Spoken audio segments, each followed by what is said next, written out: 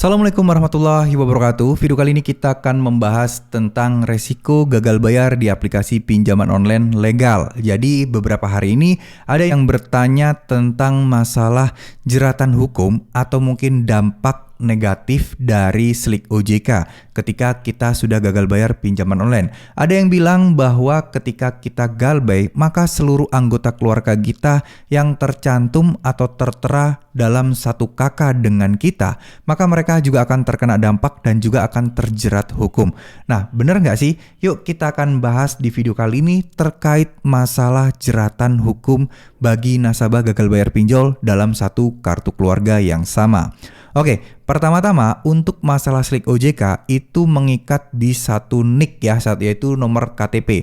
Nah, kalau kalian di blacklist atau Slik OJK kalian kredit macet, ya udah itu akan mengikat ke kalian saja. Lalu bagaimana dengan anggota keluarga kita? Jujur, untuk anggota keluarga tidak akan mempunyai dampak secara langsung dalam hal administratif. Maksudnya bagaimana? Ya mungkin ya Slik OJK mereka mah baik-baik aja, tetap kredit lancar. Namun dampak langsung yang mereka dapatkan tentunya adalah berhubungan dengan DC-DC pinjol yang terus menagih dan juga meneror. Ya sudah pastilah ya kalau misalnya satu rumah diteleponin terus kemudian ada DC yang datang, pasti akan keganggu. Tapi ya dampak langsung tersebut tidak benar-benar begitu langsung dan begitu mempengaruhi kehidupan mereka ya. Nah, sekarang dampak tidak langsungnya bagaimana? Dampak tidak langsungnya adalah ketika kalian atau anggota keluarga kalian ini mengajukan pinjaman online, terus kemudian di salah satu kartu keluarga kalian itu ada orang yang galbay atau Slik OJK-nya kredit macet, itu ada kemungkinan sangat-sangat bisa mempengaruhi. Apalagi statusnya adalah suami istri. Ya kita tahu lah ya, kita mau nyicil rumah, nyicil mobil dengan nominal yang sangat besar, itu pasti diminta KTP dari suami istri. Seorang suami atau mungkin seorang istri, salah satunya itu Slik OJK-nya macet, maka kemungkinan untuk pengajuan cicilan rumah akan sangat terhambat.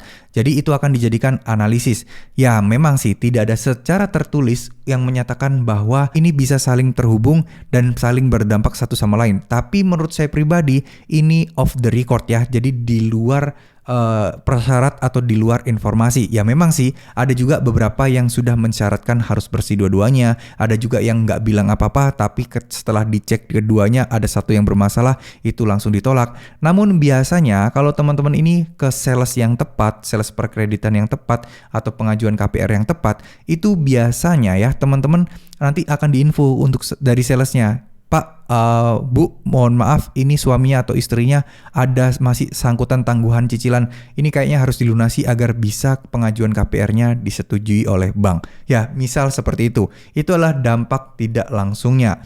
Nah, sekarang untuk masalah jeratan hukum perdata harus disidang atau mungkin pidana, itu sama sekali tidak akan mendampak seluruh anggota yang ada di kartu keluarga kalian. Clear ya? Jadi nggak ada hal-hal yang harus kalian khawatirkan jika memang salah satu anggota kalian itu ternyata Slik OJK-nya bermasalah.